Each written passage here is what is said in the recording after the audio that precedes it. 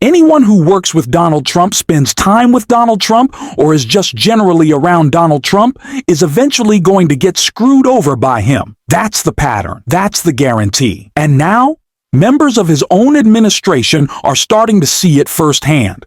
The latest example being Pete Hegseth, who just got thrown under the bus in one of the most blatant acts of hypocrisy we've seen yet from this White House. We're going to break down exactly what happened and why it matters. But before we do, if you could take a second to hit that like button, and if you're new here, subscribe to the channel. It really helps us keep going and keep holding these people accountable. Now, what Donald Trump just did to Pete Hegseth wasn't just betrayal. It was hypocrisy so over the top, so obvious that you don't even have to squint to see it. And to understand how bad it is, let's start with the clearest example of that hypocrisy, which comes straight from Senator Jon Ossoff. Well, Michael, remember that Georgia has been leading the way in new manufacturing investments in electric vehicles, batteries, semiconductors, solar panels, advanced energy products. The manufacturing incentives that we passed a couple years ago in the IRA have driven more private capital to job creation in Georgia than just about any other state in the country. And in order to pay for their tax cuts for the wealthiest folks, yeah, they defunded hospitals and nursing homes.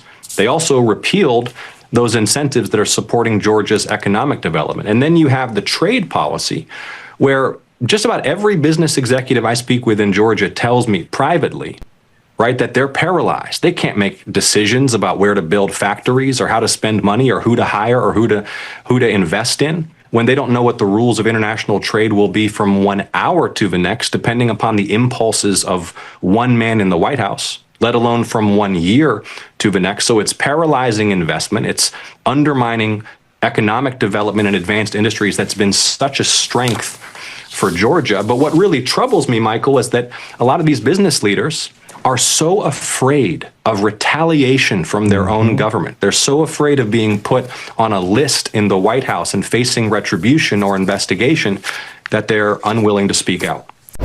Donald Trump promised affordability, but the opposite has happened. Healthcare is more expensive, groceries are soaring, and economic instability is worse than ever. While everyday Americans struggle, Trump and his inner circle are making billions off the presidency, using insider trading and shady deals to enrich themselves. And then there's Pete Hegseth. He's been grifting long before joining the administration, and his latest scheme has completely backfired, leaving even Trump furious. Before we break down what just happened, let's take a quick look back at Hegseth being called out for his grift.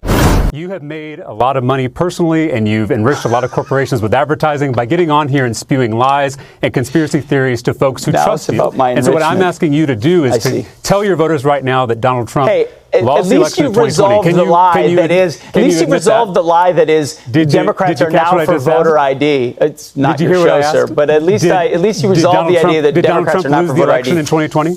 in 2020? Real quick. Can you answer the question? Did Donald Trump lose the election in 2020? I'm answering questions. Don't really feel any obligation to answer anything an uncomfortable question for you? No. No one thinks less of MAGA Republicans, by the way, than their elected leaders. Donald Trump thinks his supporters are stupid. Nay, Donald Trump knows that his supporters are stupid.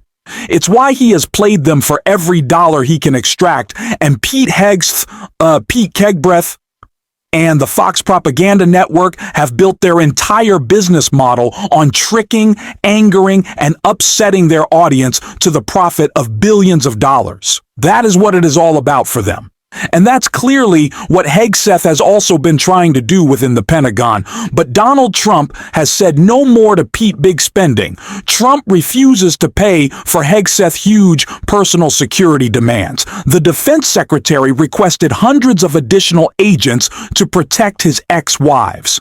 The Trump administration is refusing to provide additional funds to cover Defense Secretary Pete Hegseth's unusually bloated personal security arrangements.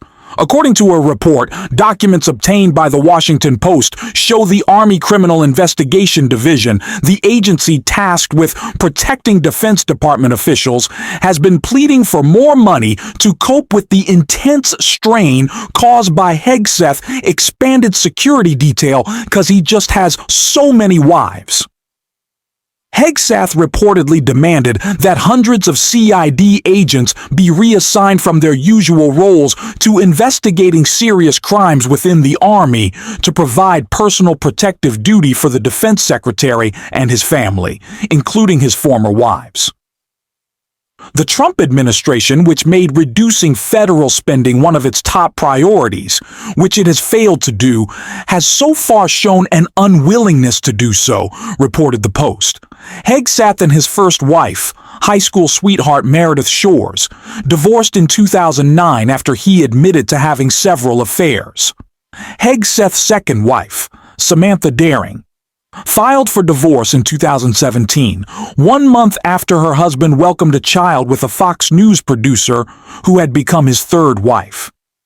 Multiple CD officials also complained they are unable to carry out their normal investigative duties because of Hegseth's unprecedented arrangements. "I've never seen this so many security teams for one guy," an official told the Post. Nobody has. MAGA is furious over Pentagon costs tied to Pete Hegseth affairs and security needs. Trump rejecting his request is almost comical. So much for family values or budget cuts he once promised. Hegseth, caught up in scandals and failed Fox appearances, has become a symbol of waste and unserious leadership. Resources meant for real national security are being stretched to cover his personal mess, showing once again the chaos and stupidity of this administration. And to highlight that further, we turn now to Jasmine Crockett and Gavin Newsom. All this stuff is connected. It's not, none of this is in isolation. Everyone has to pay attention. These dots need to be connected. You've got the National Guard being sent now, and you talk about what Republicans don't tell you.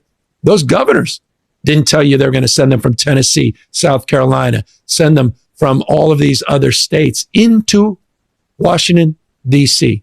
You work there. You spend your day, a lot of your time there. Tell me what it's like in D.C. Tell me what you think this is really all about. And tell me if you think this is a preview of things to come, particularly, dare I say, around election. In the midterms and beyond. Yeah, so it's very dystopian to see. It's funny because I used to watch like The Handmaid's Tale, and I can't, right? I never finished, and I can't watch it because it is too close to reality. And so what we're seeing is this militarization, and obviously it started in your state. That was kind of the testing grounds. Going to your state, going to a Black woman mayor's city first. And now we are in yet another Black woman-led city and taking over. And to me, it goes again to the level of racism and hate that is constantly spewed out of this administration. Now, they hate for you to call them what they are, but listen, I mean, if it walk like a duck, quack like a duck, then I guess it is a duck. You know, his army then was a bunch of white nationalist races, whether we're talking about the Proud Boys or the neo-Nazis or whomever. Those guys were the ones that made up his army on that day to try to pull a coup. Now you're talking about a guy that every time he disagrees with something, he uses the power that he has because no one around him is checking him, whether we're talking about those in his administration or whether we're talking about the courts or if we're talking about the Congress. That is one of the reasons he is so desperate to make sure that he can win in the midterms, is because he knows that Democrats, it's not even about partisanship. It's about doing what's right. It's about doing the American thing. And to be clear, you can wave all the flags you want to, but I am telling you right now that the most unpatriotic people that we have in this country are MAGA and this president. We are the real patriots, and it is time for us to take our flag back and show people what America is about. You can't say that you love the Constitution while decimating it with every single stroke of a pen for an executive order, while decimating it, while you are disrespecting our troops that have signed up to protect our freedoms, not just here, but abroad. And then you're taking people's freedoms away using those exact same troops. Like, I just don't understand. This is the exact kind of fight, fire, and unapologetic pushback against Republicans that we need everywhere. Jasmine Crockett and Governor Newsom are model examples of that, and we're going to keep bringing that same energy on this show. If you want to support that, hit the subscribe button, leave a like, and if you've made it all the way to the end, drop a blue heart in the comments. Until next time, I'll see you soon.